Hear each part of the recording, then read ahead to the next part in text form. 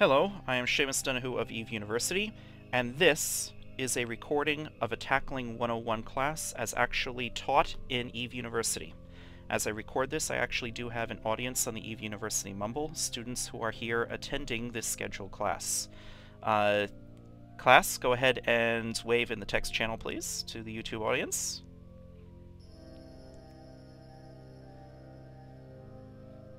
There you go.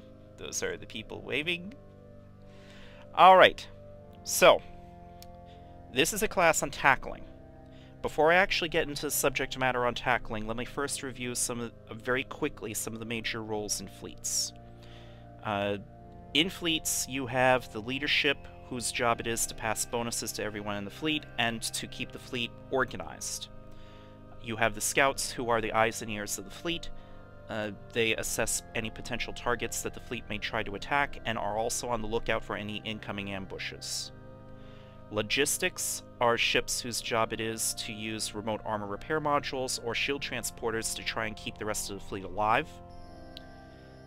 Damage dealers are, as the name implies, those who deal damage to the enemy directly with hybrid turrets, projectile turrets, lasers, missiles, whatever. Electronic warfare interferes with the enemy's ability to fight, and tacklers interfere with the enemy's ability to run away. It is this last one that we are covering in today's class. So, if you go to, let me go to Neocom browser. Let's see, do I have the University Wiki bookmarked on my browser? I have the University front page bookmarked close enough, so if I go to the UniWiki class, I will link up the relevant article in a moment. Tackling 101. Okay.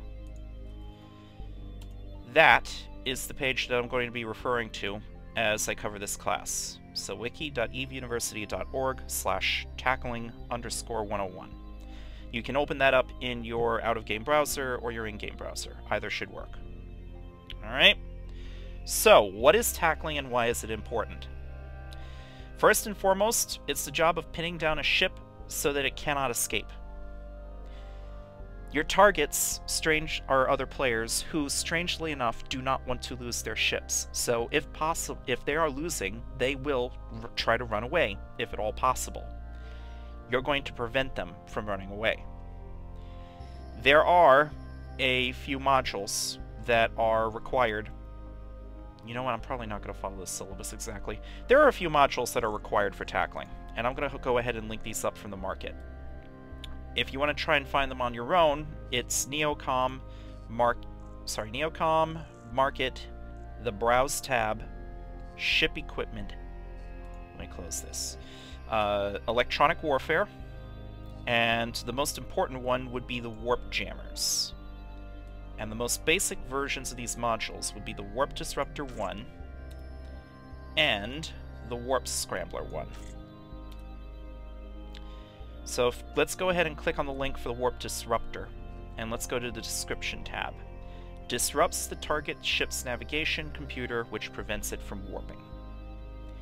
And if you look at the... First of all, let's look at the prerequisites tab. So the prerequisites are Propulsion Jamming Level 1, Electronics 3, and Navigation 2. Notice that Electronics and Navigation are indented, meaning that they're prerequisites for the Propulsion Jamming skill itself. So you need Electronics 3 and Navigation 2 before you can inject the Propulsion Jamming skill. Then you need to train propulsion jamming up to level 1 in order to be able to use the Warp Disruptor module. So those are the prerequisites for this module. If we go to the Fitting tab, you'll notice that this requires a mid-power slot, 40 teraflops of CPU, and 1 megawatt of power grid. Right. For my YouTube audience, I am currently flying the role of a target, not a tackler, so I don't have any such modules fit to my ship. But the mid slots are here, this middle row of modules that you see on the screen. Whereas this upper row is the high slots, lower row is the low slots. Strange how that works out, isn't it? So the Warp Disruptor is a mid-slot module. if we go to the Attributes tab, it has a Warp Scramble strength of 1, an optimal range of 20 kilometers, activation time of 5 seconds, and an activation cost of 25 gigajoules. So every 5 seconds that you want to use this module, you need to spend 25 gigajoules of your capacitor. So first most important thing, this thing uses capacitor energy. So if you run out of capacitor energy for whatever reason, you can't keep the Warp Disruptor module going. Now, this optimal range and this accuracy falloff of 1 meter, basically what it means is that if the target's within 20 kilometers of you, you can warp scramble them. You can warp disrupt them. If they're beyond 20 kilometers, you can't. Most of the time, a single warp disruptor is enough to stop a ship from going to warp. Some ships may fit what's called a warp core scramble. A warp core stabilizer. And if I go to the search tab on the market, warp core stabilizer, and I link one of these. A warp core stabilizer. When installed, this unit attempts to compensate for fluctuations and disruptions of the ship's warp core. Alright. You look at the attributes, a warp scramble strength of -1. So what this basically means, if somebody has 3 warp core stabilizers fit to their ship, then the first 3 warp disruptors that try to work against them are not going to do anything. It can still warp off whenever it wants to. The 4th warp disruptor to start working against the ship is the one that pins it down. So you would need at least 4 warp disruptors to stop somebody who's using 3 warp core stabilizers in their low slots. This thing requires low slots. Most people don't use warp core stabilizers, though. If you go back to the Attributes tab on the warp core stabilizer, you'll see that it has a scan resolution bonus of -50% and a max targeting range bonus of -50%. If somebody's got 3 of these things fitted, they're crippling their scan resolution and their target lock range. They can't target lock anywhere near as far as they could before, and it's going to take them half a forever to target lock anything. Generally, warp core stabilizers are only fit on ships that intend only to run, never to fight. So it's an unusual situation when you're going to see these things. So most of the time, a single warp disruptor will suffice. If you left-click on the link for the Warp Scrambler, you'll see that it also requires a medium power slot, 30 teraflops and 1 megawatt. So, less stressful on the CPU. It has an optimal range of only 7,500 meters, but the same activation time of 5 seconds and an activation cost of 5 gigajoules. This is much less than the Warp Disruptor, so the Warp Scrambler uses a lot less capacitor. The trade-off, however, is that it works at a much shorter range. You have to get within 7.5 kilometers in order to use it properly. There are other benefits to a Warp Scrambler. One is that it has a Warp Scramble strength of 2, so if you can land this thing on a target, it's as good as 2 Warp Disruptors. 2 Warp Core Stabilizers will nullify either 2 Warp Disruptors or 1 Warp Scrambler. So if a target only has 1 Warp Core Stabilizer, it's still going to get pinned down by a single Warp Scrambler. Are there any questions on this so far before I continue?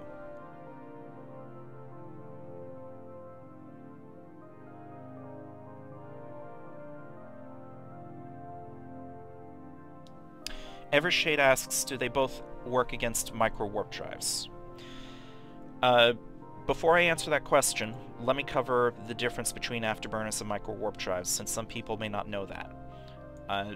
If you go to... Hold on, let me collapse this field. If you go to the Market, Browse tab, Ship Equipment, Propulsion, one of these sections is afterburners, and let me link up an example of an afterburner. The other section is micro warp drives, and let me link up an example of a micro warp drive. So the afterburner has a prerequisite of navigation level 1 and afterburner level 1. It requires a mid-slot, 15 teraflops, and 10 megawatts. Basically what this does is it increases the speed of your ship. The max velocity bonus on a 1 meganewton afterburner 1 is 112.5%. The actual increase depends partly on this bonus, but also partly on the mass of the ship. The actual calculations I'm not going to go into detail about right now. I do cover the calculations in a separate video already on my YouTube channel called Afterburners and Micro Warp Drives. Suffice it to say that the bonus on an afterburner is 112.5%. Most frigates and destroyers that fit an afterburner will see their speed double, or approximately doubled. The Micro Warp Drive, let's look at the attributes in the Micro Warp Drive. That has a max velocity bonus of 500%. That's going to make you go a lot faster. There's a problem. It has a capacitor bonus of negative 25%, meaning it's going to reduce the size of your capacitor, which indirectly also reduces the capacitor regeneration rate in absolute gigajoules per second. So you fit a Micro Warp Drive to your ship, you're going to start running into capacitor problems even when the thing is inactive. It's reducing the size of your capacitor, you're going to have fewer gigajoules per second to play with. Not taking into account the fact that this Meta Zero frigate Micro Warp Drive eats 45 gigajoules every 10 seconds. But besides making you go a lot faster than an afterburner, it also makes you a much bigger target, described in the signature radius bonus, 500%. You turn on a Micro Warp Drive, your signature radius is going to bloom by a factor of 6. If you go to Neocom Fitting, on the right-hand side of the fitting window, if you look under the targeting section, you should see something that will look like a number followed by the letter M. That's your signature radius. Right now, I'm flying a Dominix battleship. My signature radius is 420 meters. This is a measure of how big of a target I am. Alright, if my Dominix were to start running a Micro Warp Drive, my signature radius would bloom up to 2,400 meters. I'd be the size of a capital ship. Dreadnoughts could, well, Dreadnought guns tend to have very bad tracking speeds. Maybe a Dreadnought would be able to hit me. But I'd be a very big target in any event. Frigates are typically around a 40-meter signature radius, but a Tech 1 frigate that tries to use a Micro Warp Drive, that's going to suddenly become a 240-meter target. That's about the size of a battlecruiser. So a frigate running a Micro Warp Drive is the size of a battlecruiser, but it's still only got the tank of a frigate. That makes it extremely fragile. But Micro Warp Drives make it go really, really fast. With the Micro Warp Drive, I personally can get a Dramiel to go 6,500 meters per second. That can cover a lot of space in a very short time. Now, going back to the original question by Evershade, Warp Scramblers have the added benefit that they will shut down a Micro Warp Drive. A Warp Disruptor will not interfere with a target's Micro Warp Drive, but if you're using a Warp Scrambler on somebody, not only is that applying 2 points of Warp Disruption strength, but it's also shutting down any Micro Warp Drive they had running. So if they've got a Micro Warp Drive, but not an Afterburner fit, their Micro Warp Drive shuts down, they're stuck to their normal velocity. Or maybe even worse than their normal velocity, if we're also using a Webifier, which I will get to in a moment. Okay, so the Warp Scrambler will shut down a Micro Warp Drive. The Warp Disruptor will not shut down a Micro Warp Drive. Afterburners do not care. So that's the Warp Disruptor and the Warp Scrambler. The next module that we need to concern ourselves with are what are called Stasis Webifiers. So again, let's look at the market window, Browse tab, Ship Equipment, Electronic Warfare, Stasis Webifiers. And I will link up an example of a Stasis Webifier. And if you left-click that link, Prerequisites tab. This needs Propulsion Jamming level 1, which needs Electronics 3 and Navigation 2. Is that the same as the Warp Scrambler? Yes, the Warp Scrambler and Warp Disruptor. So that's the same skill prerequisites. It also needs a mid-slot module. It needs a mid-slot. 25 teraflops and 1 megawatt. And what this thing does is it slows down the target's sublight velocity. It will reduce their maximum velocity by 50%. By the way, it's worth pointing out that stasis webifiers are stacking penalized. So while the first Meta Zero stasis webifier is going to cut the target's velocity in half, the second Meta Zero stasis webifier that you use on the same target is going to cut its velocity by, not half, maybe less than half. So it's not going to slow them down to 1/4, it might slow them down to like 30% or something like that. I'm guessing from memory. So a stasis webifier will reduce the target's sublight velocity, and it works within a range of 10 kilometers. Right? Uses 5 gigajoules every 5 seconds. So it's not too cap intensive. It's about the same as a Warp Scrambler. So, stasis webifier, 5 gigajoules per 5 seconds. Warp Scrambler, 5 gigajoules per 5 seconds. Warp Disruptor, 25 gigajoules per 5 seconds. But these are all still capacitor generating modules.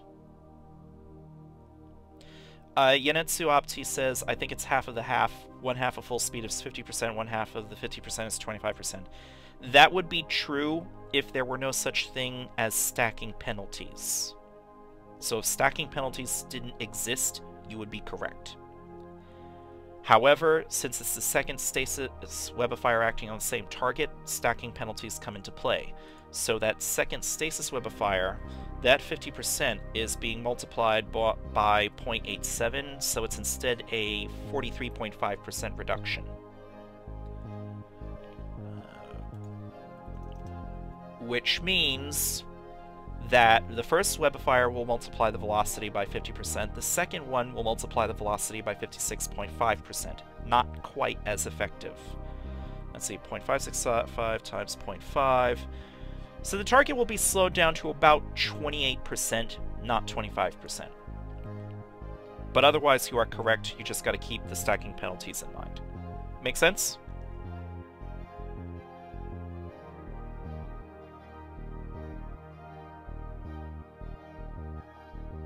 Can people still hear me?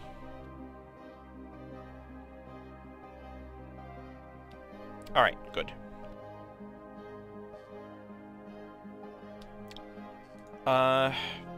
Dirk Vale asks, what's the best combination of modules? I will get to that in just a moment.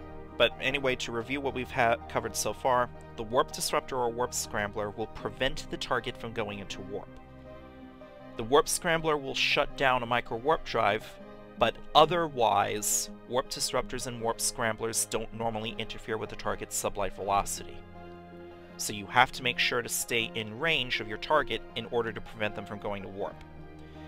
If they can move fast enough at sublight velocity, they might be able to get away from you and then go into warp because your modules are no longer effective.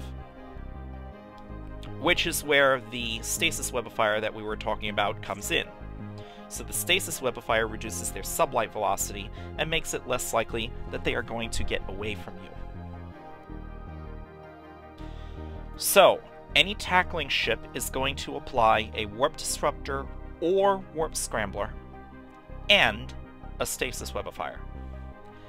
The third module that you're going to fit as a tackle frigate, or generally any kind of tackler, is an afterburner or a micro warp drive. And I've linked those above, but let me link them again. So that's the afterburner, and that is the micro warp drive. And so you're going to use the afterburner or micro warp drive to get close to the target, the Warp Disruptor or Warp Scrambler to prevent them from getting away, and the stasis webifier to prevent them from getting outside Disruptor or Scrambler range. Word of warning, or sentence of warning, as the case may be. Warp disrupt the target first before you webify it. Oh, one other thing I forgot to mention. Because a warp scrambler is twice as effective as a warp disruptor in terms of how many warp core stabilizers are needed to nullify it, a warp disruptor is commonly called a point because it applies 1 point of warp disruption strength, whereas a warp scrambler applies 2 points. The terminology has evolved over the years to a disruptor is called a point, a scrambler is called a scram. So you have a point or a scram on your ship. Usually not both, one suffices. Usually. So you have a point or scram, you have a stasis webifier, you have the speed module, which is your afterburner or micro warp drive. Oh, right. Robert Isra asks, what about cold gas one-arc jet thrusters? That's just a named version of an afterburner. Okay, so if you look at either the afterburner 1 or you look at the cold gas, you go to the variations tab, you can click the compare button, and you will be presented with a compare tool. Make this a big window. By default, that window, the first time you see it, it's probably going to be a small window, which I am demonstrating for my YouTube viewers right now. You generally want to make it a big window. And then you can do things like look at the max velocity bonus, look at the activation costs, CPU usage, activation time, the meta level. You can sort it according to meta level, and you can look at the different versions of afterburners. So the cold gas 1-arc jet thrusters is just a fancier version of the 1 meganewton afterburner 1. Market entries will go up as high as the Tech 2, which is meta level 5. Anything else, you have to go to contracts. You will not see a Republic Fleet 1 meganewton afterburner on the market, for example. You have to find it in contracts, which I am not going to demonstrate for this video. A point I forgot to an important topic I forgot to complete. Point actually has a meaning in our class. Apply the point first. The reason is, in order to go to warp, a ship must be moving towards its destination at sublight speed, 75% or more of its current maximum. And it must be moving towards its destination within 5 degrees. If you webify it first, let's suppose my battleship was moving along and was trying to come up to warp speed. I'm a 100 meter per second battleship, which means I need 75 meters per second to go to warp. Let's suppose I had managed to get up to 60 meters per second before a tackler suddenly webified me but forgot to warp disrupt me. Well, since he webified me, my max speed just dropped from 100 meters per second to 50 meters per second, which means I need 37.5 meters per second in order to go to warp. But I was already moving at 60 meters per second when he webified me. That means I go into warp right away. So if you webify a target first, it might be able to get into warp much faster. So you always point the target first, then webify it. Very important. One moment while I take a drink.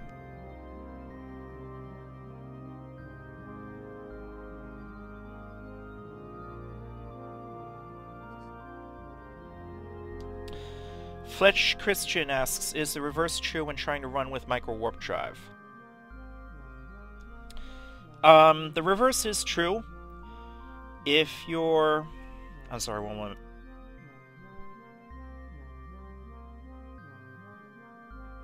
Sorry, I'm coughing a fair bit for some reason. Let's suppose you're a 500 meter per second frigate. That means normally you need to get up to 375 meters per second in order to go to warp. If you activate a micro warp drive, and that brings your maximum up to 3,000 meters per second, now you need 2,250 meters per second in order to go to warp. Not only that, but the afterburners and micro warp drives have another attribute that I forgot to discuss. If you look at the Afterburner or Micro Warp Drive links and go to the Attributes tab, you'll see Mass Addition 500,000 kilograms. That's 500 tons, that's half a kiloton. Frigates are normally 1 kiloton in mass. With a Micro Warp Drive or an Afterburner running, that brings them up to 1.5 kilotons in mass. The more massive your ship, the less agile you are, and the more time it takes for you to go to warp. So if you turn on your Afterburner or Micro Warp Drive, it's going to take you longer to get into warp. Very important point to keep in mind. Did I understand your question correctly, Fletch?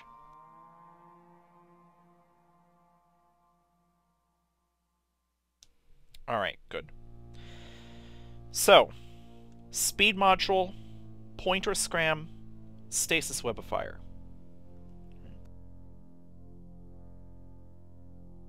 This is the tackling trifecta. You always want to make sure you have those 3 modules fit to your ship. New Unistas who started off a Mar and haven't cross-trained into other races may only have access to something like the Executioner, which only has 2 mid-slots, in which case I would say a speed module and a pointer scram. You're at a bit of a disadvantage as a tackler if you've only got 2 mid-slots. It might be worthwhile for you to cross-train into another race's frigates, but that's at your discretion. At the very least, speed module and pointer scram. Whenever possible, you want to have all 3. Speed module, point scram, stasis webifier. Are there any questions on that so far?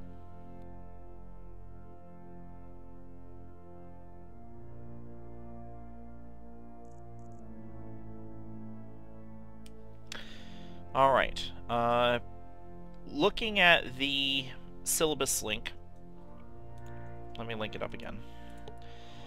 It does have a section on the required skills. Basically, this is a list of skills that are the prerequisites for the modules that we've discussed so far, with the exception that I guess Hull Upgrades 1 is for some of the other speed-related low slots. Oh, you know what? Let's talk about the speed-related low slots. Go back to the market, browse tab, ship equipment. Let's look at propulsion again, and let's go to propulsion upgrades.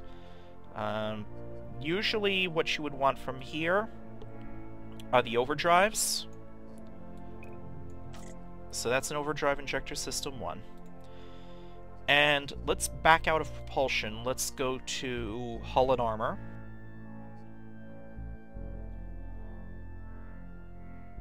Sorry. Hull and armor, hull upgrades, nanofiber internal structures. And that's a nanofiber internal structure. The first of these, the overdrive injector system, if you click on that link, it increases your ship's velocity, doesn't use capacitor. It will reduce your cargo size. But usually as a tackle frigate, you don't care about your cargo size. You've got way more than enough cargo capacity for the ammunition you're going to carry. Not that you're going to use ammunition much, damage dealing is not your job, not your primary job anyway. The nanofiber internal structure, if you click on that link, that also increases your velocity, but it also reduces your inertia modifier, meaning that it makes you faster and more agile. That is, you can change velocity more quickly. The downside to this one is that it reduces your structure slightly, but tackle frigates are very fragile anyway. You don't have a whole lot of hit points to begin with.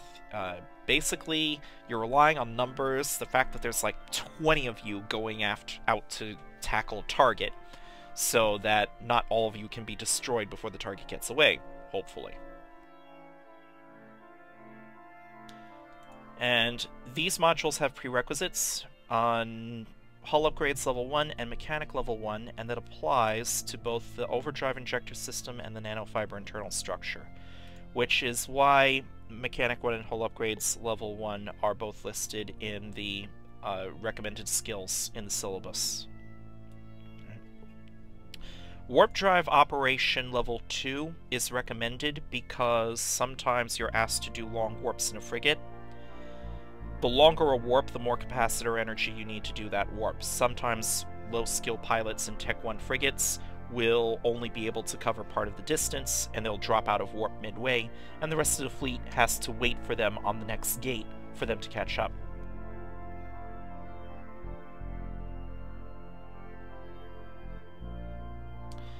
Alright, I'm browsing over the syllabus now just to make sure that I didn't forget anything.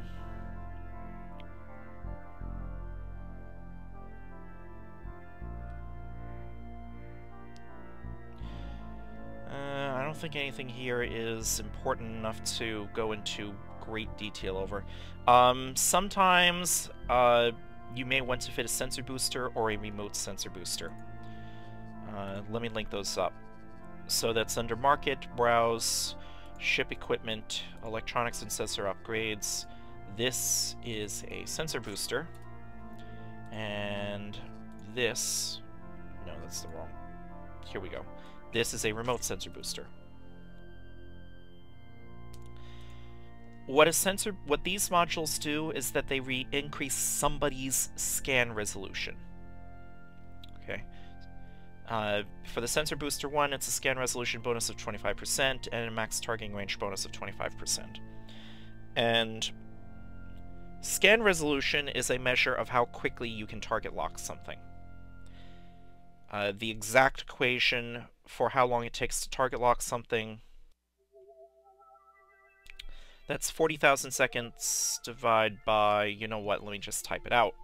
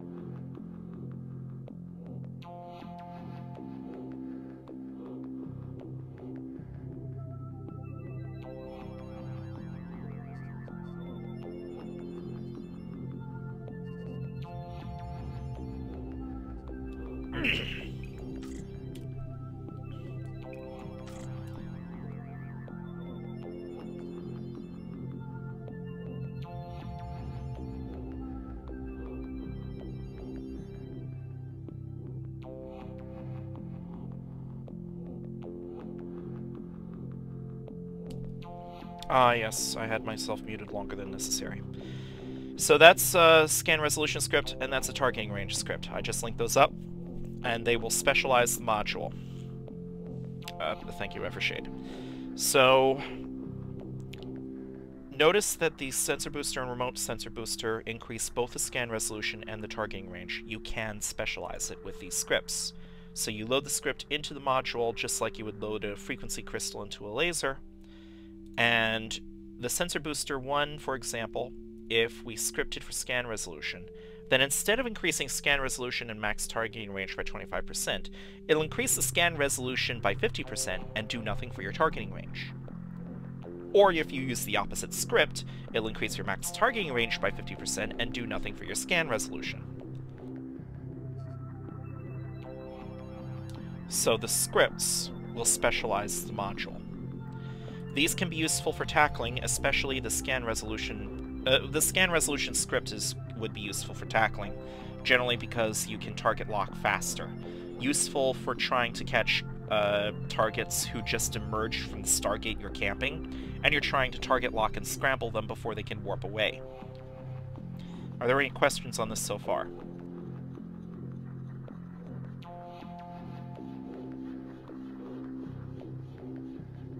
Can people still hear me?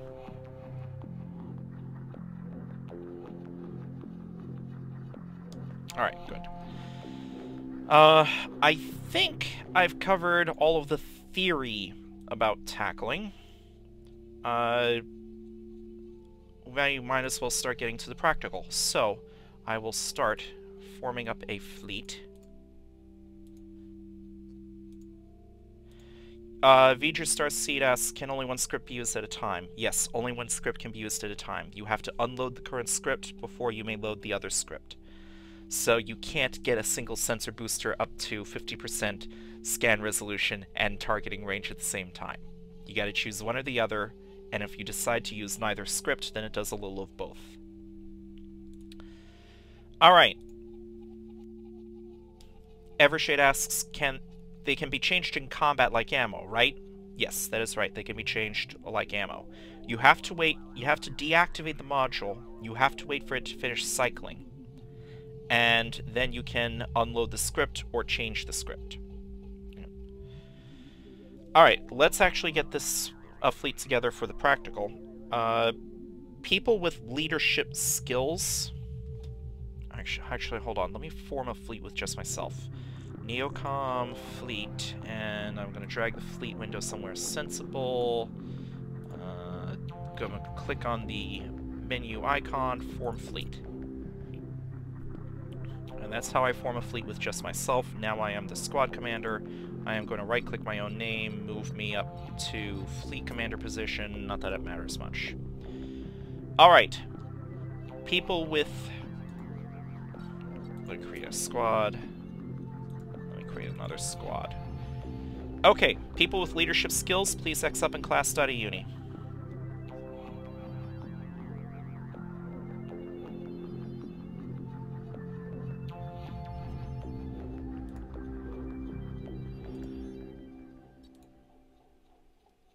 Alright, very good, thank you. Give me a moment. I'm going to put Alteric Minus into the wing commander position.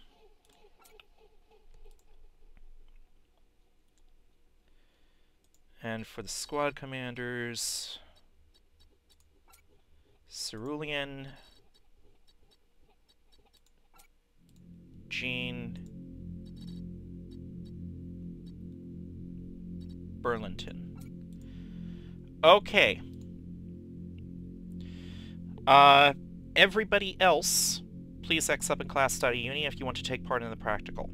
If you're going to be tackling, you must be in the EVE University Corporation. Otherwise, you will be Concord Dokkened. Keep that in mind. Squad commanders, please start inviting people from class chat.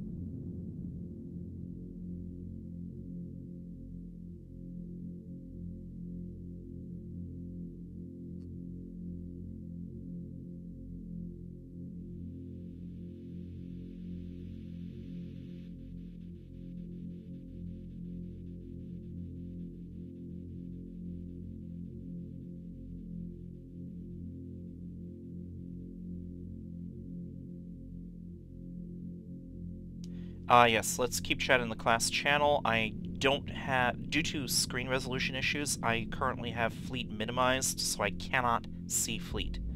So don't use fleet chat for anything. 1, 2, 3, 4, 5, 6, 7, 8, 9, 10, 11, 12, 13, 14, 15. So 15 people who aren't commanders. We should be up to a total of 19. If you were missed for invites, please X up again in class channel.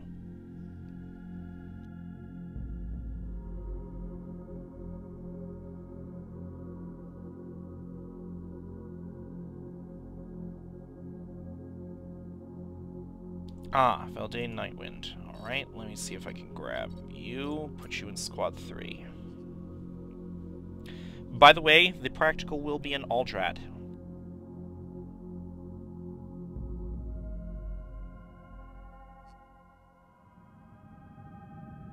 By the way, word of warning, the practical will involve a live fire component. There is a danger that you will lose your ship. You are not in any particular danger of losing your pod, however. So you're probably going to want to fly a Tech 1 frigate, Meta Zero modules. You will want to ensure it. Yes, there isn't an incursion in effect, but it shouldn't affect us. This is high security space, so the Sancha do not go camping the Stargates. Wait a minute. Where's the incursion progress bar? Okay, so the incursion's still active in Aptite, alright. The profile just disappeared from my screen for some reason. Alright.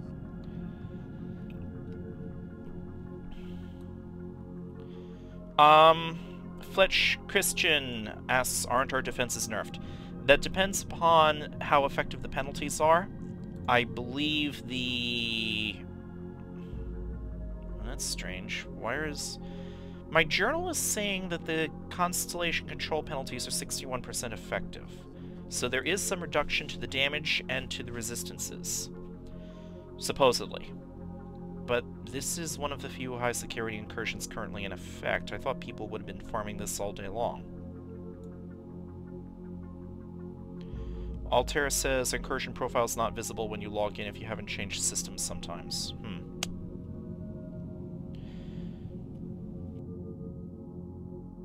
Alright, Cerulean Ice reports that the penalties are 0% right now.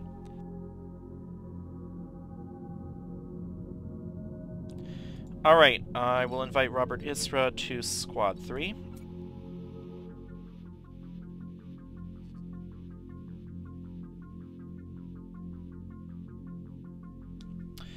Alright. Fleet, Donahue, when your ship is insured, you may undock and warp to Seamus Donahue at 100. Warp to Seamus Donahue at 100 kilometers.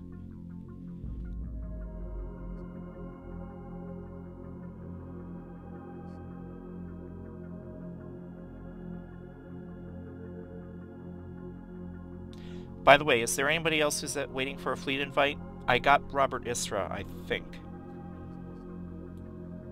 Yes, I did. Okay.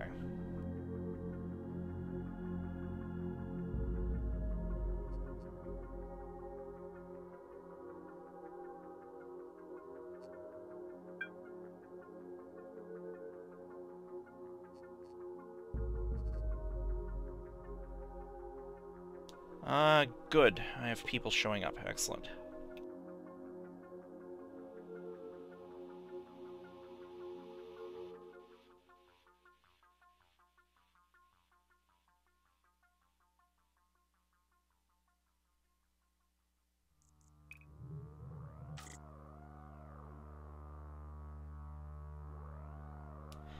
Actually, would it be possible to have one of those shuttles deployed on grid with Seamus Donahue, please? Preferably at a range of 100 kilometers or more. I think my drone control range is a little under 120. Yeah, so 117 kilometers or less from Seamus Donahue, please. Thanks.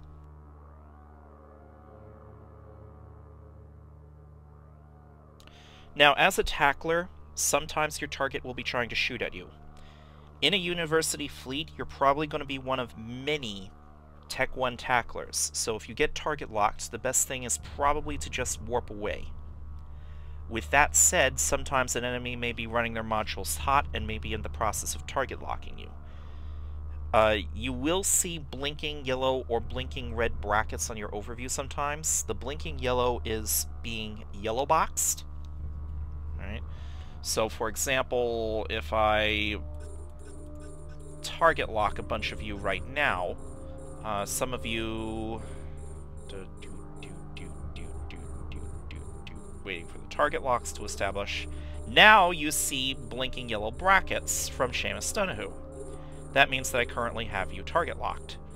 And it doesn't mean that I'm doing anything hostile yet, but I've already established the lock.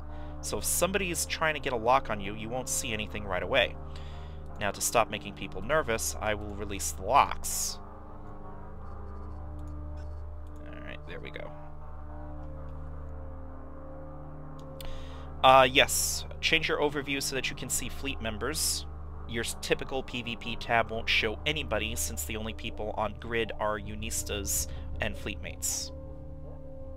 Which, yeah, so if your PvP tab normally hides those. So if you know you're being target locked, sometimes you just want to warp off someplace. But sometimes the enemy will be able to take a pot shot at you before you realize you've been locked. Has a shuttle been deployed near me yet? Not yet, okay. If somebody could get a shuttle somewhere on... Somebody get a shuttle on grid with Seamus Donahue, please, while I keep talking. So, as a tackler, sometimes your enemy will try to... Ah! I see the shuttle now. That's a Griffin Capsuleer's shuttle. I need that to be a Neve University shuttle, or I'm going to be Conquer-Dokkened.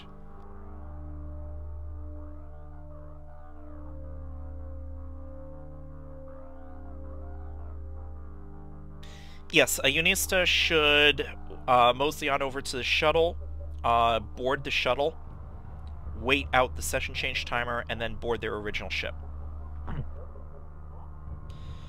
So, the enemy might take a pot shot at you, so you should know how weapon systems work. One will be missiles. Missiles will travel through space. They'll take some time to get to their target, and when they reach their target, if they can reach their target without running out of fuel, they will do damage. It may not necessarily be very much damage. Missiles have a couple of properties called an explosion radius and an explosion velocity. Let me show you an example of a torpedo. Where are the standard torpedoes? Here we go. Let's go with a Bane torpedo. Altair Carminus, the reason I asked for a shuttle to be deployed is because I'm going to shoot it. Plus 10 standings is not authorization to commit a violent action. So if I shoot a Griffin Capsuleer shuttle in high security space, Concord Police is going to be tapping on my shoulder with fire and brimstone. Ah, okay, gotcha. So I've linked a Bane torpedo. If you click on that link, it has an explosion velocity of 71 meters per second and an explosion radius of 450 meters. If the target is smaller than 450 meters, it's going to take reduced damage. If the target is moving faster than 71 meters per second, it's going to take reduced damage. If both of these things are true, it's going to take a significantly reduced damage. As it turns out, it's a smooth, continuous function, so the smaller and faster the target is, the less damage it's going to take. That's why torpedoes are usually a bad choice for trying to hit a frigate. Then again, if a frigate is running around with a micro-warp drive on, it's about the size of a battlecruiser, so it's at least half the explosion radius, which means it's going to take about half the damage if the frigate is in the middle of a turn and is momentarily at 0 velocity. Not a good thing for the frigate. So, missiles will always hit and do damage, assuming that it hasn't been shot down by a defender missile, or run out of fuel, or the target hasn't warped off. But it may not be very much damage. Guns, on the other hand, only miss for two general reasons. Either the target is beyond optimal range, or the target is moving around the shooter too quickly. So, for example, I have Warrior 2 Sentry Drone. No, I'm sorry, that's not Sentry Drones. Warden 2. I have Warden 2 Sentry Drones in my drone bay, which, given my skills and the omnidirectional tracking links fit to my ship, mean that I have an optimal range of 105 kilometers, and a tracking speed of... What is my tracking speed? Oh, here it is. 16.9 milliradians per second. 0.0169 radians per second. Alright. Sentry guns are battleship-sized weapons. They've got the same resolution as battleship-sized guns. So if I look... Let me look at the Warden 2s again. The signature resolution, where did it go? I should probably link a Warden 2. Of course, you're going to only see the space stats on a Warden 2, not stats with my skills into account.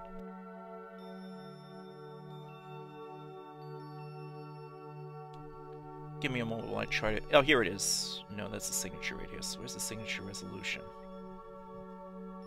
I know it's 400 meters. Oh, here it is.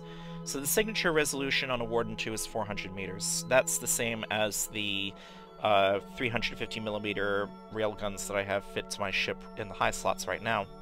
So if I show info on those, that's also 400 meter signature resolution. Basically, the signature resolution is a measure of how hard a time a turret has trying to hit a small moving target. But the signature resolution and signature radius are only a multiplier to the angular velocity issues. So right now, that Minmatar shuttle, which now belongs to Eve University, has an angular velocity of 0, and it's 98 kilometers away. And I am starting to try to target lock the thing, which is going to take another 10 seconds. So it's within optimal range, and the angular velocity is 0. Because its angular velocity is 0,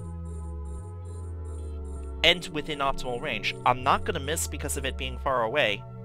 I'm not going to miss because of the thing moving, because it's not moving. The shot is guaranteed. So, if I tell my drones to open fire,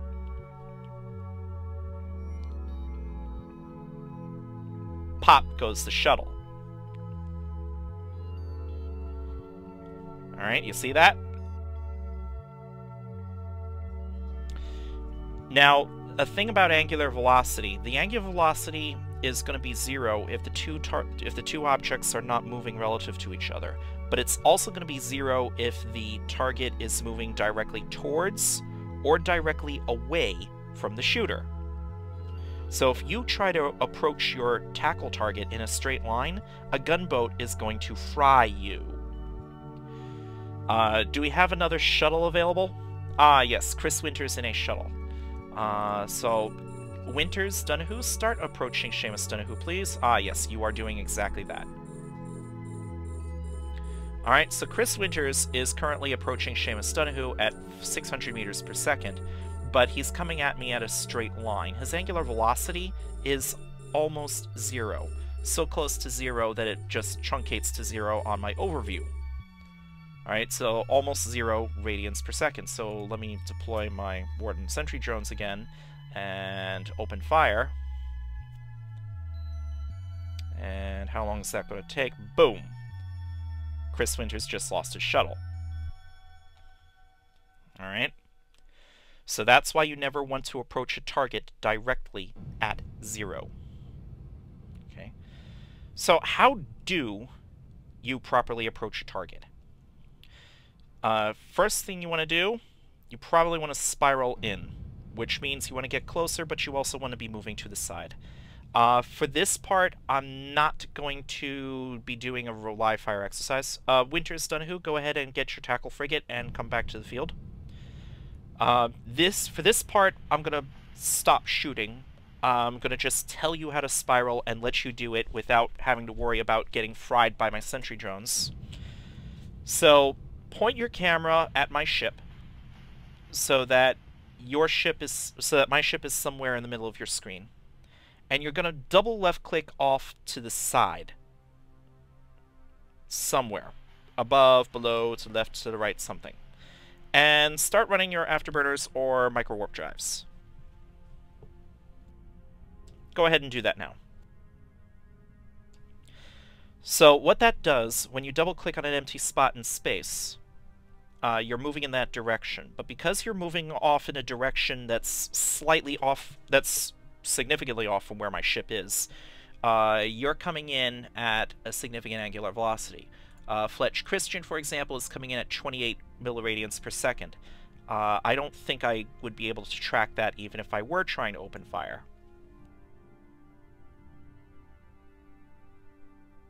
So all of you are now spiraling in towards me. Basically, you'll have to change direction frequently. You'll need to double-click, and then double-click, and then double-click. Burlington, for example, is just moving way past me, and now he's turning around. And, by the way, go ahead and target lock Seamus Dunhu and get points on. Activate your warp disruptors and warp scramblers. So I'm being yellow-boxed. Bingo. There you go. So now you've got the warp scramblers running. Excellent. You've also got the stasis web fires running. So even if I want to try and start moving somewhere, let me actually try to start moving. My maximum speed is now 34 meters per second. Somehow, I don't think I'm going to get beyond 20 kilometers of all of you at a speed of 34 meters per second, and I can't go to warp because I now have 6 pilots trying to warp scramble me. I don't know if they're individually disruptors or scramblers, but with those 8 pilots warp scrambling me, I can't go to warp. I don't have that many low slots for warp core stabilizers. And if I did have that many warp core stabilizers, I wouldn't really be able to fight particularly well. Alright. So, you have the target pointed, you have the target webified. Very good. Now, go back and reset your positions. Head back out to 100 kilometers again, or so. Drop the points and webifiers.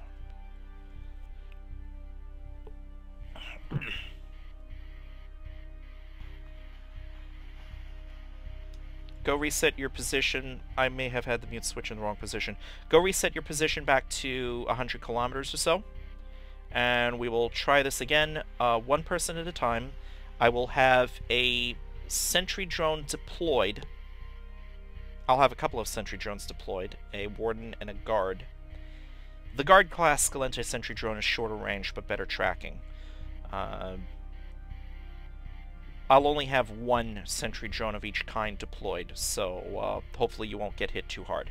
We'll go through this one person at a time, real quick, and we'll actually try this again, but this time with probably 1 or 2 sentry drones actually shooting at you.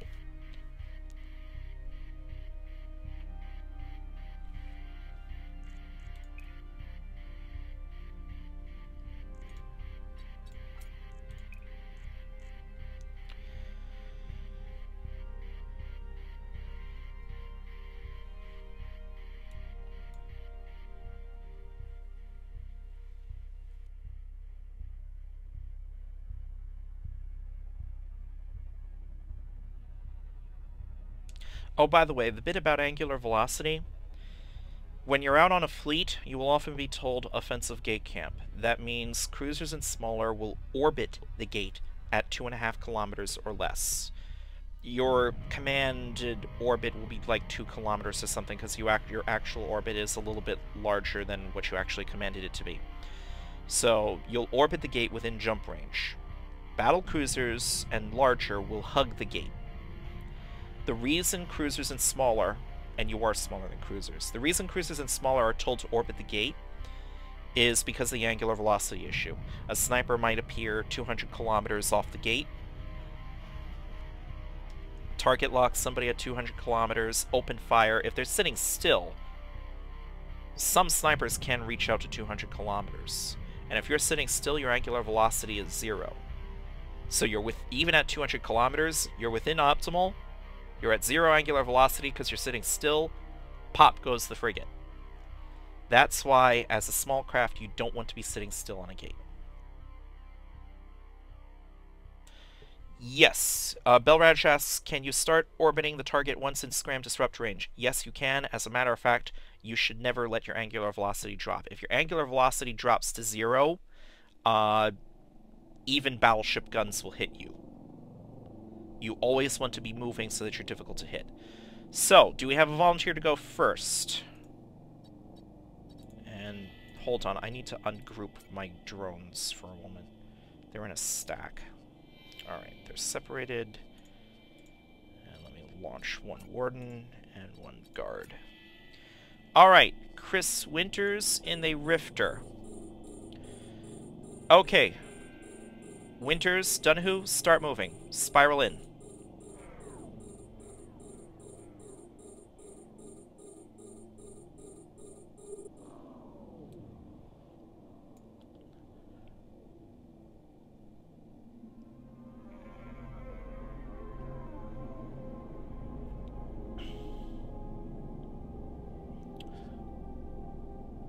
Alright, on my screen, Chris Winters is getting closer by about 967 meters per second, but is also keeping an angular velocity of about 4 milliradians per second. My Warden can track at about 17 or so, but that's against a battleship. It's only going to be 1.7 against a frigate with an afterburner. Chris Winters is coming in at about 5 milliradians per second, which suggests to me that since I'm not doing a lot of damage, he's probably using an afterburner. Also, he's only coming in at about 1 kilometer a second, so that also suggests that's an afterburner. So he's keeping his angular velocity up. So despite the fact that I'm opening fire on him, let me also fire my 350mm railguns. That's not working either. Alright. So I'm barely doing anything to him. You know what? Let me move my target portrait. I got my target... I changed my screen resolution for this video, so I got my target portraits buried behind my overview.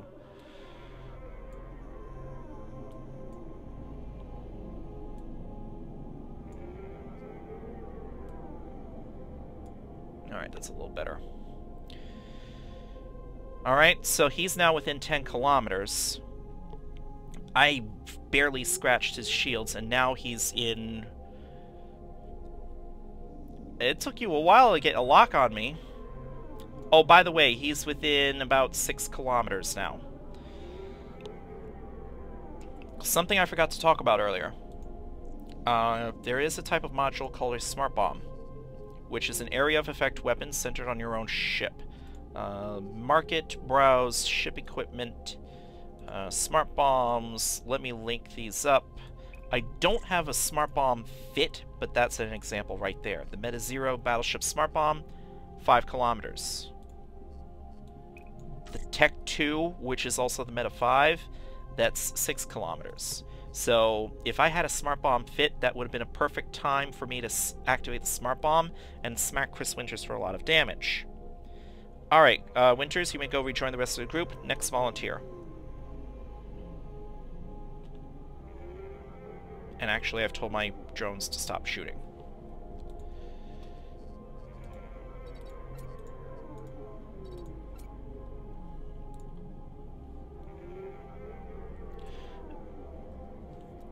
Barana asks, can we run neutralizers or vampires if it's in our fit? I need to leave that to more of an expert.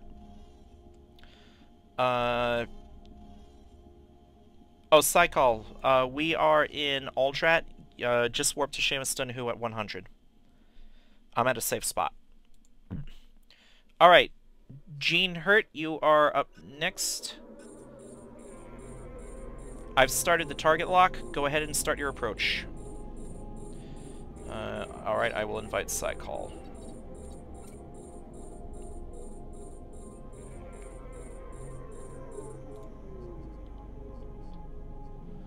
Alright, now Gene Hurt is using a micro warp drive. But she's also got an angular velocity of about... Uh-oh. So, despite her high angular velocity, like 46 milliradians per second, I managed to land a hit. That took out half her shields. But she's managed to close the distance to about, 26 kilometers, and she seems to be slowing down now, probably because she's no longer using the micro warp drive. Alright. So the micro warp drive is a little bit risky. It makes you an easier target, and Gene Hurt managed to activate a warp disruptor. Alright, very good. I've told my drones to stop. Gene, you may return to the group. I believe the next target is Fletch Christian. Fletch Christian, you are up next. I've started target lock. Begin your approach. Oh, you're already at 63 clicks.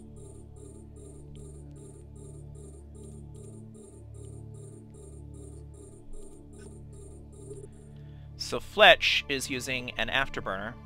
Oh no, wait, he's using Micro Warp Drive. So, ding! Managed to put some hit on his shields. I've hit his shields again. Uh-oh. So that took him down to half armor. So, like I said, with the Micro Warp Drive, you've got to be very careful about managing your angular velocity. You might need to come in a little bit wider the next time you try this. But yeah, you can see that I took you down to half armor before I stopped shooting. Alright. Let's see. Christian Donahue, drones have stopped firing. You may return to the group. Let me see. Where did my list of volunteers go? Tim Fulton. Tim Fulton, start your approach.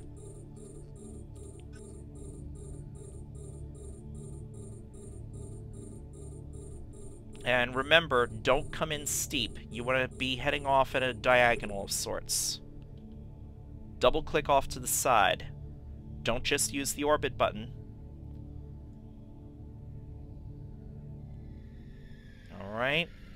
Not bad. You seem to be running a Micro Warp Drive, but I'm not landing hits on you for some reason. But you are now entering range of the guard sentry drone. So that may have an easier time hitting you. Nope. Oh, wait, there's one hit, but that only took you off a fifth of your shields. And you are already within 30 clicks. You are locking me. And let's see, are you slowing down yet? Did you shut off your Micro Warp Drive? Well, you've got the point on me in any event. Be careful about micro warping in an orbit, because sometimes your frigate will overshoot a bit. So you got to be careful about that sort of thing. And Fulton has shut off his Micro Warp Drive because he's settling into orbit. Alright. Mostly good. Yeah, 3.3 milliradians per second. I can't track... Well... Actually, my Guard class Sentry drone can track a frigate about 5 milliradians per second, so you got to be very careful. But yeah, looks like you've got your orbit established. Very good. Drones are no longer shooting you. You may return to the group. Let's see. Is Electron Herd in the fleet? I don't remember inviting him. Oh, yes, he is in the fleet. Alright. Electron Herd, begin your approach.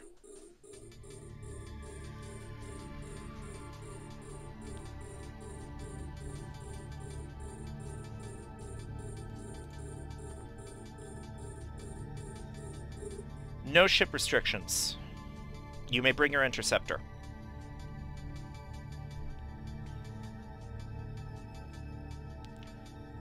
Let's see, Electron Herd is coming in at about 2.4 milliradians per second, which is a little bit steep. I don't know if he's just using a simple orbit command or not. But he seems to be running an afterburner, so he's not blowing his signature radius.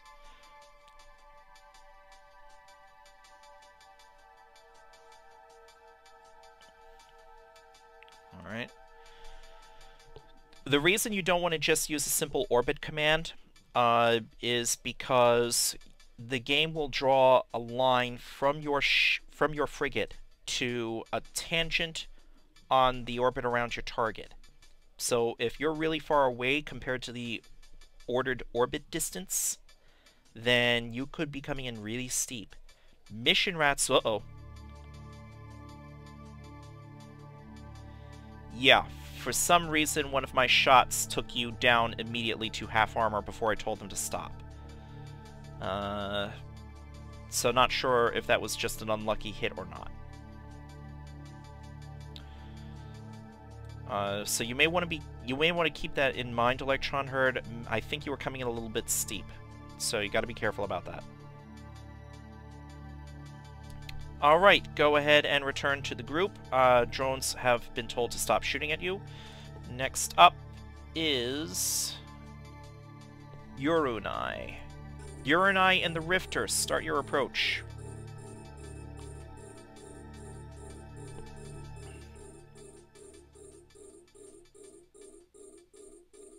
And it's taking me a while to lock these targets, which is probably going to be one of your advantages. It's going to take them a while to lock you. Uranai is using an afterburner and is coming in very steep. That's not good. I already have you at half armor.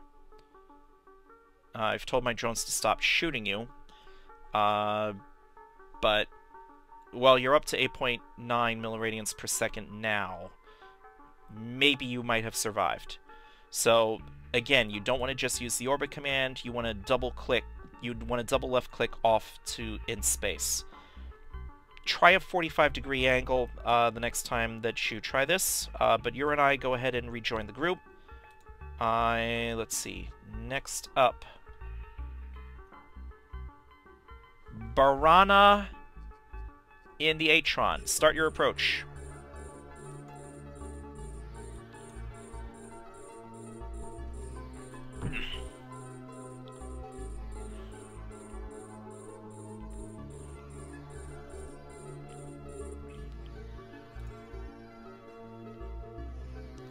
And Barana seems to be coming in very steep, only 1.1 milliradians per second. Move off to the side, move off to the side, move off to the side, move off to the side, double click to the side, double click to the side. Alright, much better. Now you're up to 33 milliradians per second, much better.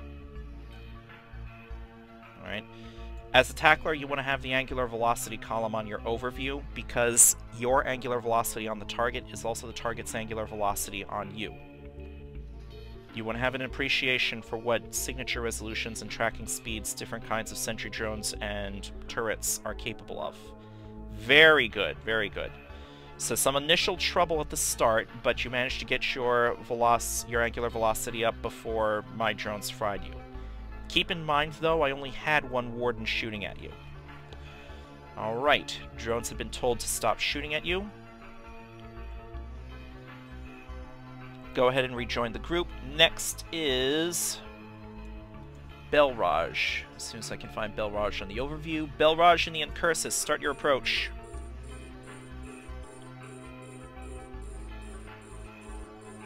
And remember, you want to double left click so that you're coming in at a 45-degree angle or some such. Don't come in steep. You're running a micro warp drive, remember that makes you a bigger target. So, managing your angular is much more important. I've already got you down to 1/3 shields. Make it a little wider. I'm scratching your armor. There we go. There we go. Keep in mind, if I had the full flight of Warden sentry drones running, I probably would have destroyed you already. So, even from the get-go, you need to make sure that your angular velocity is high enough. Again, you want to double left click off to the side or above or below the target, a significant distance on your computer screen. Alright, drones have been told to stop shooting at you. You may rejoin the group.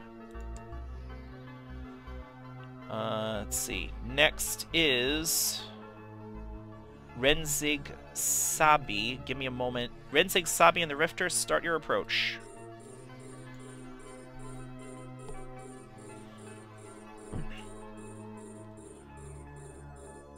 And yes, you can warp to Cerulean Ice when you are done. Renzig Sabi, start... Oh, you did start your approach. Good. Remember, you want to double left click significantly off to the side. You're coming in at 5.7 milliradians per second.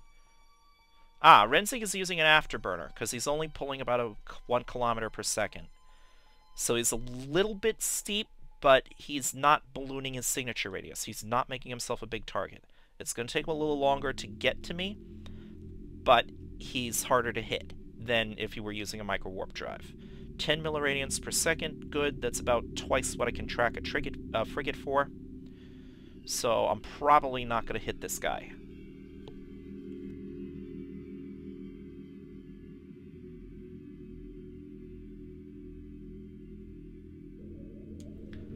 So far, so good. He's keeping up his angular. Remember, the micro warp drive might multiply your velocity by about 6, but also multiplies your signature radius by about 6. Which means you're not getting very much benefit from being fast in terms of trying to avoid turrets. So if you're coming in on a micro warp drive and you think the enemy is going to shoot you, much more important to manage your angular velocity and keep it up. With an afterburner, you've got a little bit more room for error in that regard, but of course you are covering the distance more slowly. And Renzig does have the point going on me. Good. Alright, drones have been told to stop shooting at you. You may... Renzig, you may rejoin the group. Next is... Hadrian Xavier. Give me a moment to find you an overview. Okay, Hadrian Xavier, start your approach.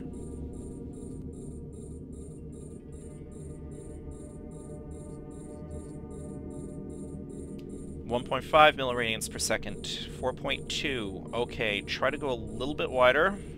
You're running a micro warp drive, so you're a big target. 15.6 milliradians. Good, that's better. Alright. My warden keeps missing. Good. Just keep double left clicking in space. You will need to turn a little bit more towards me as you get closer, but still remember to keep your angular velocity up. Alright, that's good. 40 milliradians per second. So I can track a frigate, probably a micro-warping frigate, at about 30 milliradians per second. Very good. Now remember not to get within smart bomb range, but yeah, at this point you would probably have your micro-warp drive shut off. Remember that the end of your micro-warp run, you still need to be managing your angular velocity, because if you suddenly slow down as you're trying to settle in, but you're still ballooning your signature radius, you're going to get fried. Alright, very good, Hadrian. Drones have been told to stop shooting at you. You may rejoin the group. Next... Let's see, where did I leave off? Here we go. Dirk Vale, give me a moment to find you. Okay, Dirk Vale and the Merlin, begin your approach.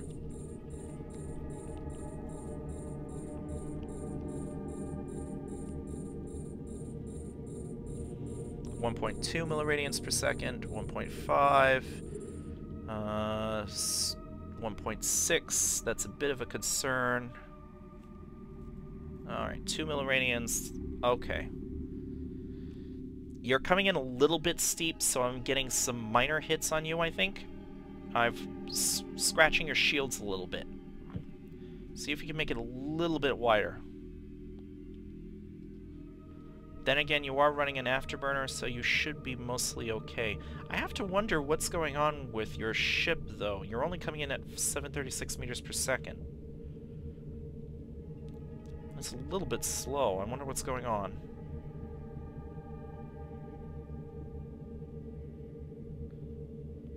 Veacher Starseed asks, would running a sensor dampener help avoid the tracking?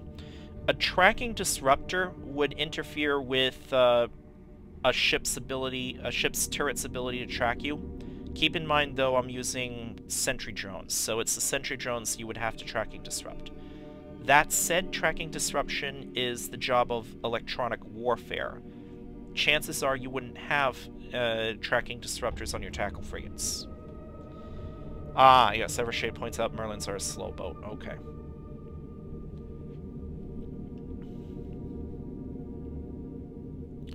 So in that case, while I'm trying to shoot Dirk Vale with sentries, I will take on somebody else with 350mm railguns.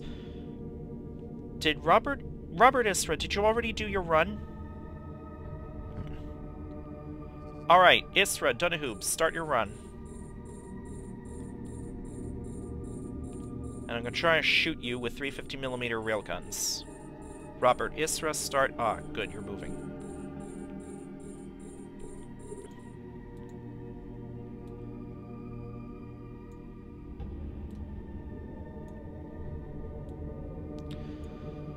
Alright, Dirk Vale is almost in range, and Robert Isra is moving.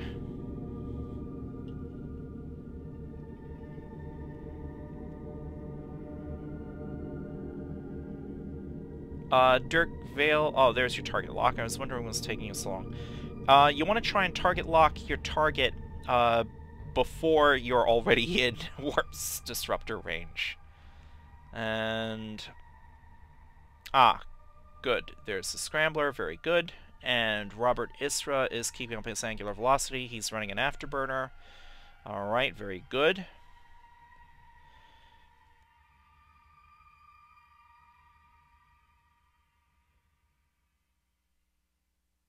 Cerulean Ice points out when going in against turret users, like more battleships, using tracking disruptors with the tracking penalty script can increase survivability by a lot. That is true. Not just Amarian battleships, Gallente battleships as well, the Caldari Rock, the Minmatar, Tempest, or Maelstrom. Dirk Vale, drones are no longer shooting you. You may rejoin the group. Isra has a lock on me. Very good.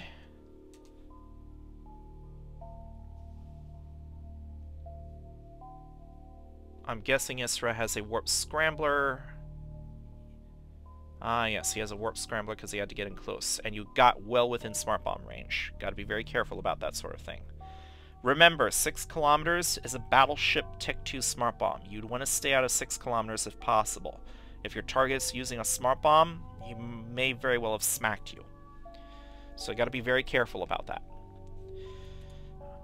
Okay. Isra, drones are no longer shooting you, railguns are no longer shooting you, you may return to the group. Let's see, who is up next? V'ger Starseed in the, as soon as I find you, in the Tristan, start your run. V'ger Starseed, start your run. V'ger in the Tristan.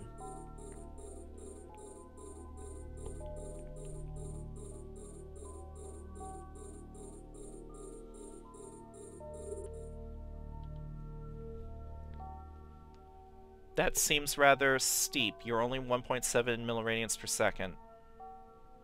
Oh, you're up to 2.1 now. Okay. 3.2. Okay, that's better.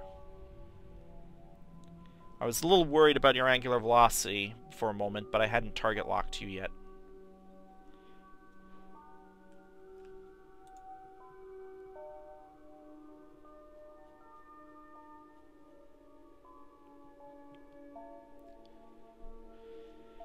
Now, V'ger is using an afterburner, so he's got more leeway in managing his angular velocity because he's still a small target. That may have just been an unlucky shot. I just took off 1/3 of his shields. My guard class sentry drone has... Whoa, that was a wrecking shot. What is going on with your angular... Yeah, you should be fine.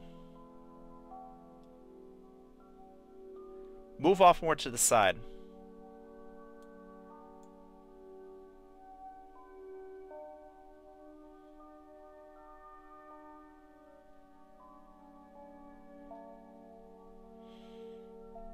Wrecking shots are 1% of all total shots, but it still has to hit. So if you've got a 0.5% chance of hitting a target, then they're all going to be wrecking shots, and your other 0.5% of wrecking shots will be misses instead. Alright. You are in range, and there is your Warp Scrambler. Very good. Okay. A little bit worrying, but that may just have been bad luck on your part. Drones are no longer shooting you. You may return to the group.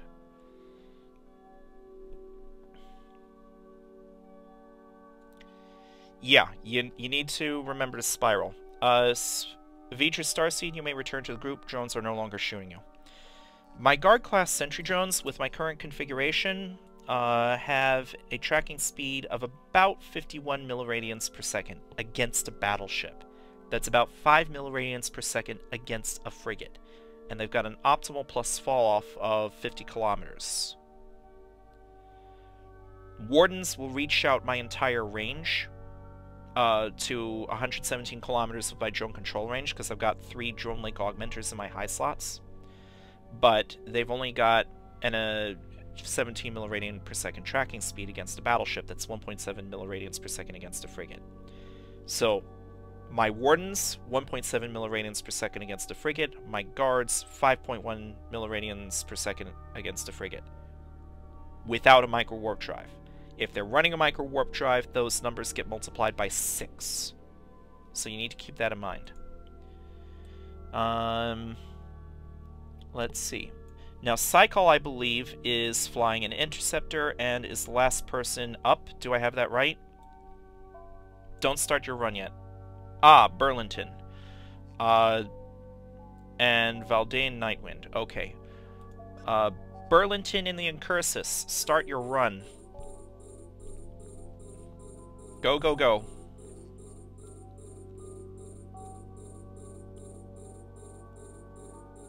14 milliradians per second, and running a micro warp drive. 20. So he wants to stay above 30 milliradians per second as a micro warping frigate. He's up to 25.9, 31, very good. So by the time he gets within range of the Guard class Sentry Drone, he's going to be a very hard target to hit. 48 milliradians per second, 53. That's pretty good. 59, excellent. And he's probably starting to turn so that he gets a little bit closer. 77. That's impressive. But he's moving almost in a circle around me now. Radial is negative 527 meters per second. 678. Negative 142. Oh, he's getting further away from me now.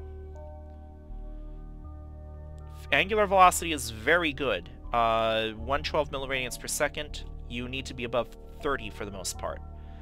65, 66, and you're getting closer, and you have the point. Very good. Excellent.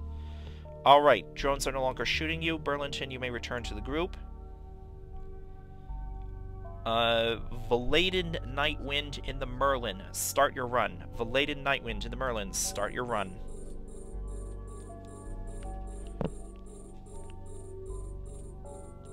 And Burlington, drones are no longer shooting you. You may return to the group.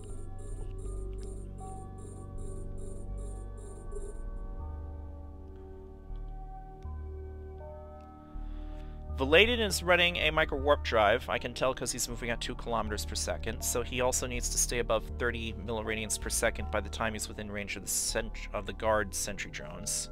He needs to stay above 10 as long as only the Wardens can hit him. So he needs to stay above 10 milliradians per second while beyond 50 clicks, but he needs to stay above 30 milliradians per second once under 50 clicks. And he's at about 50 clicks now and running 35, 36 milliradians per second. Very good.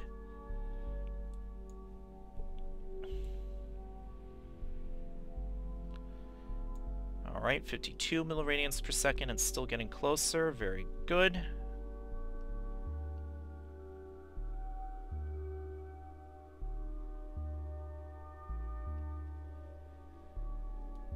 Alright, 19, 17 clicks, and he has the point. Excellent. Very good.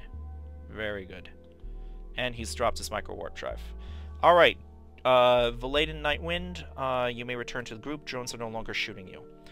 Was there anybody other than Psychol who hasn't had a chance yet?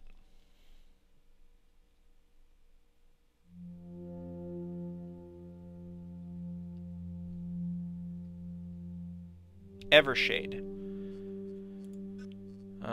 Evershade of the Merlin, start your run. Evershade, go, go, go.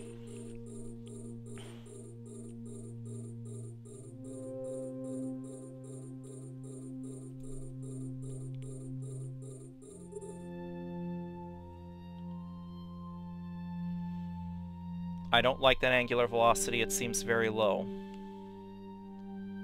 And yep, I'm scratching your shields. Double click off to the side. You want to come in at something like a 45-degree angle.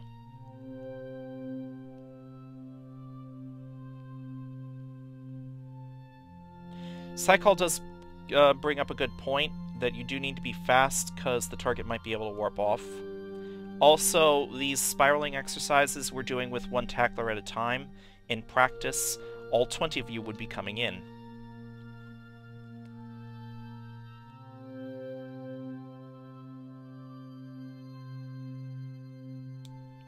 But these exercises should be good for teaching you how to spiral in properly. When you've got 20 tacklers coming in at the same target, he's probably not going to lock 20 things. So, you might be okay if you come in steeper. Just be aware that it's risky.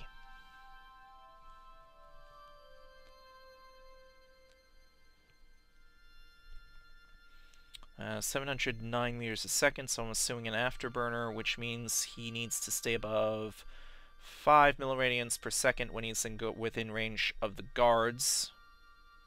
Ah, yes, I'm scratching his shields more. So he's at 4.9 milliradians per second. He's up to about effective tracking speed now. 5.8, so my guards are going to have a little trouble hitting him. 6.3, very good.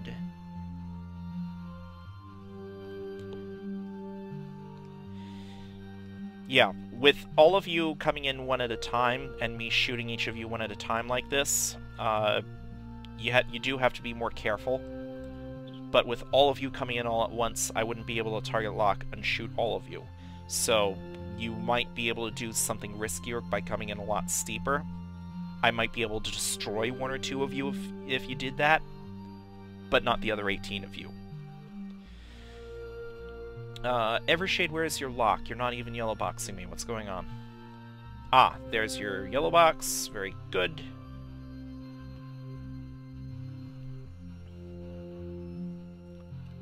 And there is your warp scrambler. Very good. Alright. And it looks like you also stayed out of 6 kilometers. Good. Alright, drones are no longer shooting you. Was there anyone other than Psychol who has not had a chance yet? And Gene Hurt brings it a good point. If you're going against a missile boat, you can just come in straight at full speed.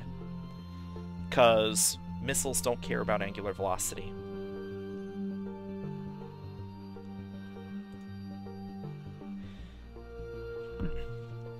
Yeah, missiles just care about how small you are and how fast you are. That's it. Doesn't matter which direction you're going in.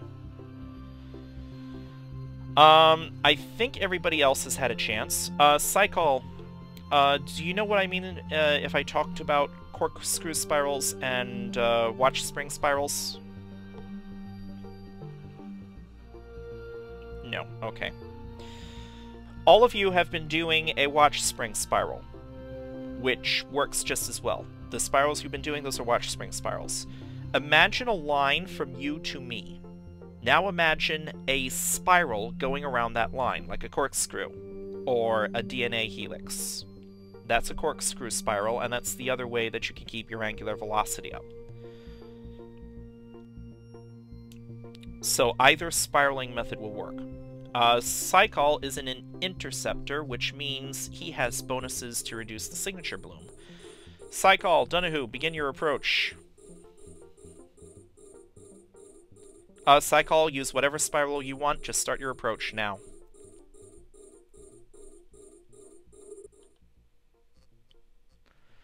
Alright, so he's using a micro warp drive.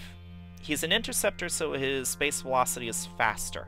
So he's going to move faster than a Tech 1 frigate with a micro warp drive. But he's also a smaller target than a Tech 1 frigate with a micro warp drive, because interceptors don't have as much of a signature bloom. They have a bonus to reduce that, and he's already got a point on me. Excellent. Alright, so as an interceptor, he's a smaller target. Sorry, that was meant to be the unlock button. Alright, here we go. Alright. Has anybody else not had a chance yet? Because otherwise that's the end of the practical for the time being. I don't think we've had time to practice trying to catch people emerging from gates. Oh, how do you execute a corkscrew? I will show you. But first I need to go actually get a ship for that. So let me go fetch. Warp drive. Let me go see if I can go fetch one of my own ships. I don't think I have a frigate set up for it, unfortunately, but I'll see. But basically, a corkscrew is you're just moving in a spiral around a central line. But it's just more double-clicking in space in various directions. If I can find an appropriate ship, I will show you. I may not have one set up in Aldrat. A Valaden Nightwind, that would probably be it, yeah. Basically, you're clicking a circle around the target, a wide circle around the target.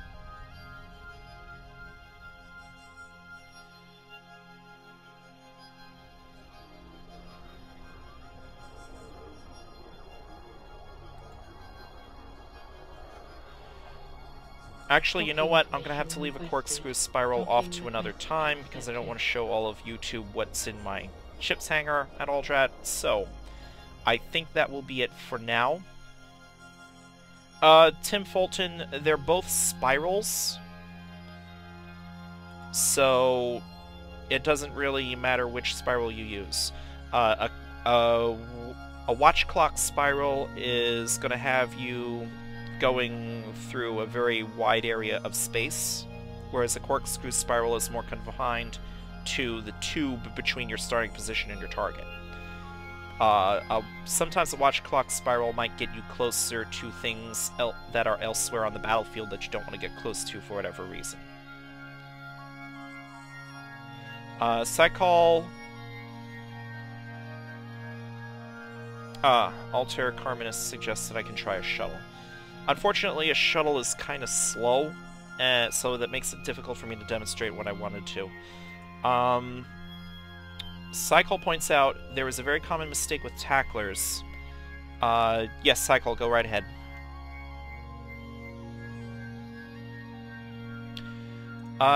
Gene Hurt, okay, I will do that. I will leave my Dominix, and I will come warp to you. In my capsule.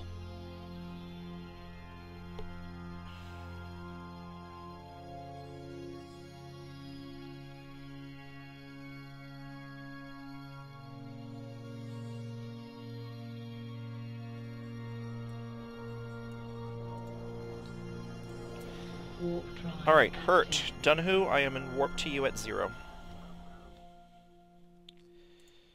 Let's see. Cycle says, with the in-game orbit command, after you spiral in and you get pointed, say, 10 kilometers, and you issue the command to orbit at 20. Ah, yes. Your actual orbit will be a little bit wider than the orbit that you commanded your ship to use. Oh, right. That. Yes. If you order a 20-kilometer orbit and you're less than 20 kilometers away from your target, your ship will move directly away from the target first until it reaches the distance.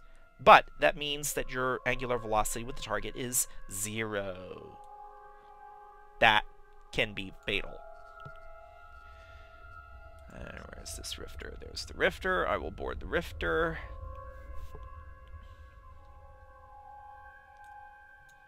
Let me turn off the tactical. Alright, here we go.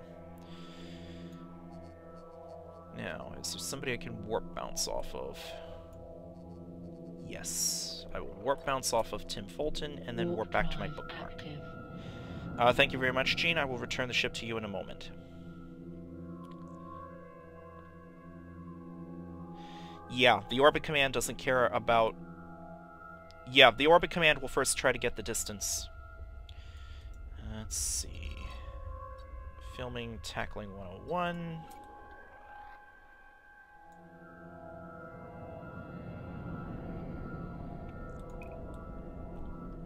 Alright, I am now flying Gene Hurt's Rifter. Where is most of the group right now? There's most of the group. Excellent. Okay.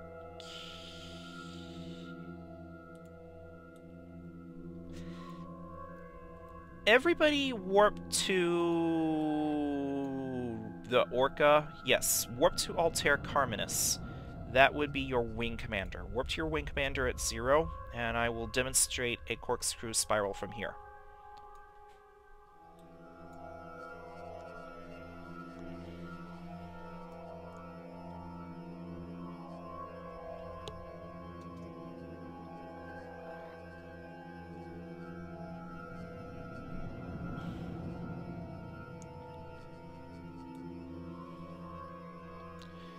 Now, I want to approach that Orca over there, but I want to keep my angular velocity up. I also don't want to go veering off wildly above, below, to the left, or to the right, because there may be other things on the battlefield that I'm not inclined to get closer to. Like, maybe there were bubbles on the field, warp disruption bubbles, that I want to stay out of for some reason.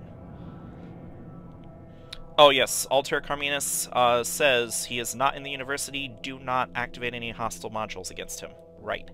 Don't want to be Concord Oakland. You should have the Concord warning turned on.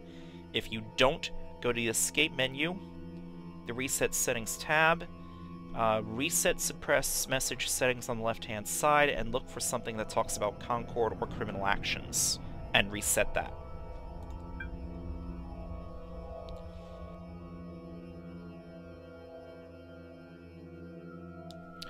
Alright. Here I go. Here's an example of a corkscrew spiral. So I'm now approaching with micro warp drive running. I'm now tilting upwards. Now I'm tilting a bit to the right. And I'm coming in at about, 2.8 kilometers a second. Tilting to the right, tilting a bit downwards. Yep, definitely tilting downwards now. Starting to tilt off to left.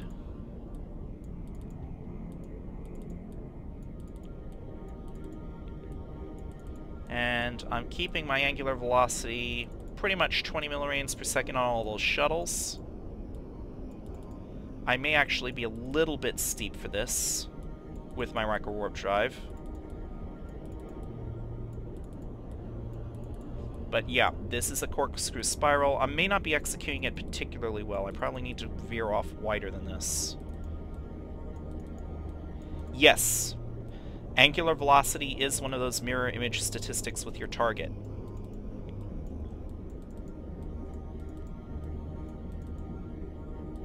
So your angular velocity of the target is the same as the target's angular velocity on you. I'm now within 20 kilometers of all those shuttles. Now with the micro warp drive off, I can activate the afterburner because Gene Hurt has dual propped this Rifter. And I can orbit the target if I like, or I can just keep manually adjusting my direction. Alright, so did everybody see that corkscrew spiral that I did?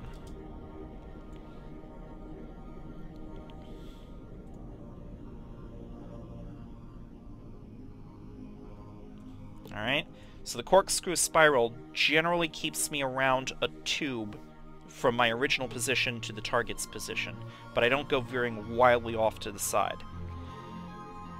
Alright, it does involve about as much clicking. All of this takes practice.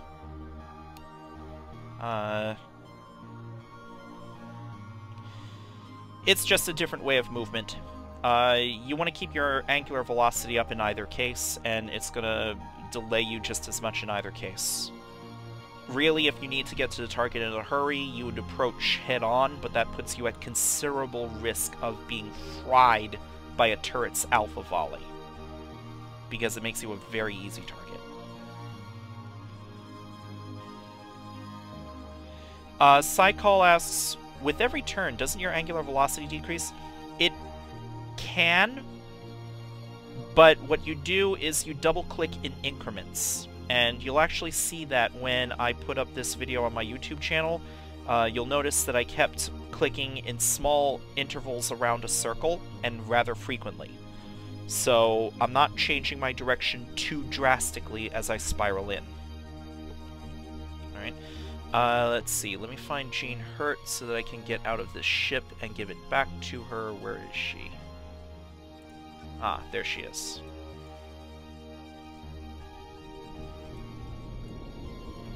Alright, Hurt, Dunhu, I am coming over towards you.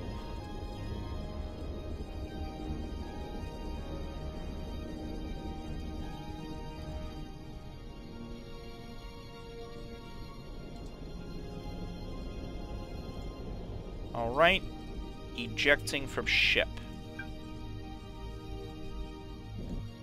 There you go. You should be able to board it now.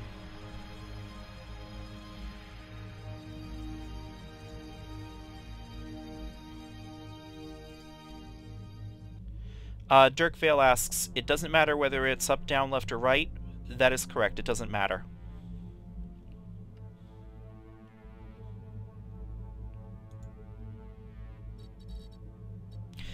Psycall asks, it's much better, I assume, when in an interceptor than in an assault than an afterburner frigate. I would assume so, yes. Let me first get myself back to Pater Tech School, and while I am now doing that, let me link up an Ares interceptor. So Neocom, Market, Browse, Ships, Frigates, Advanced Frigates, Interceptors, Galente, here is the Ares. if you click on that,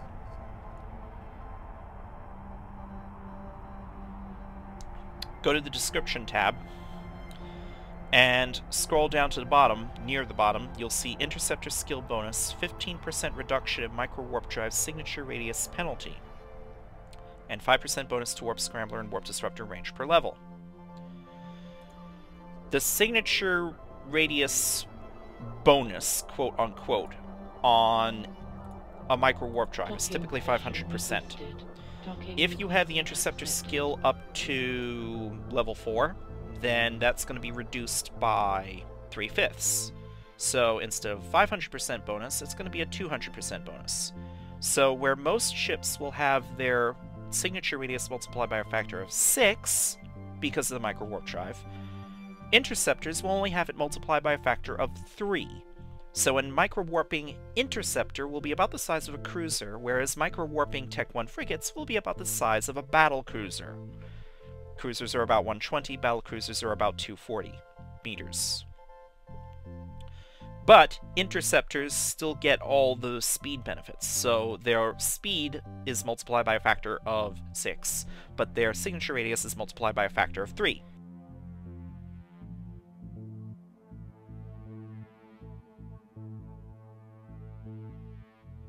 Sorry, I had an outside noise interruption.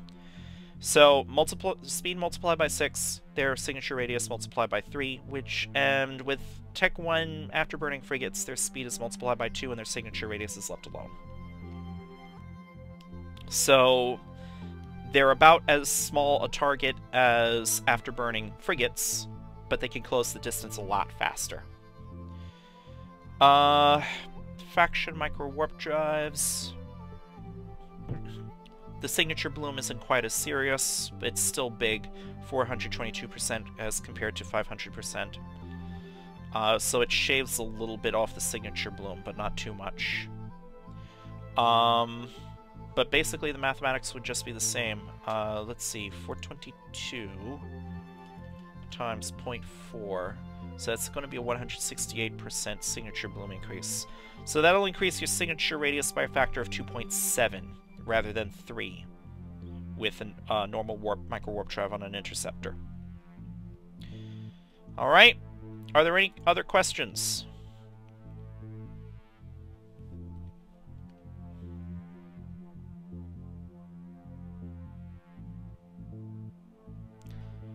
Alright, I am not seeing any other questions. In that case, class is dismissed, and for the YouTube audience, thank you very much for watching.